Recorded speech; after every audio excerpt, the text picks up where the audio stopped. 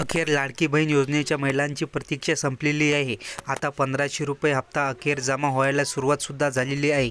परंतु काही बहिणींना या योजनेचा लाभ होणार नाही। परंतु कोणत्या बहिणी आहे बघू शकता की लाडकी बहीण या योजनेचा लाभ काही महिलांना मिळणार नाही। आता पैसे यायला सुरुवातसुद्धा झालेली आहे।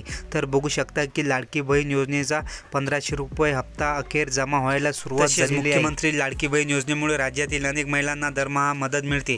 जून महिन्याचा हप्ता देणे 5 जुलै 2025 पासून सुरू झालेला आहे।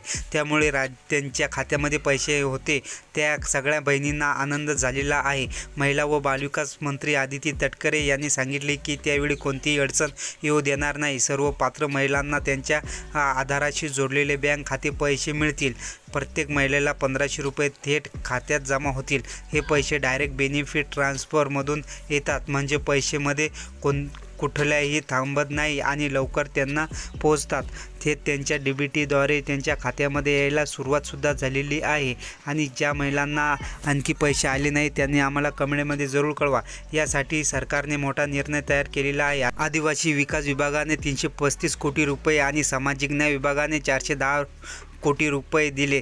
हे पैसे मिळाल्यावरच वितरणाला सुरुवात झाली। सगळे पैसे 5 ते 7 जुलै दरम्यान जमा व्हायला पाहिजे होते, असा सरकारचा विचार होता। काही तांत्रिक अडचणी आली तर उरलेले पैसे 8 जुलैपर्यंत सर्व महिलांच्या खात्यामध्ये जमा व्हायला सुरुवात होणार आहे। आणि सर्व महिलांना 8 जुलैपर्यंत सर्व महिलांच्या खात्यामध्ये पैसे यायला सुरुवात झाली आहे। आणि ज्या महिलांना आणखी पैसे आलेले नाही त्यांनी KYC करून घ्या। ज्यांची KYC राहिलेली आहे त्यांनी KYC करून घ्या ही रक्कम, जेणेकरून तुम्हाला पैसे येण्यास मदत होणार आहे।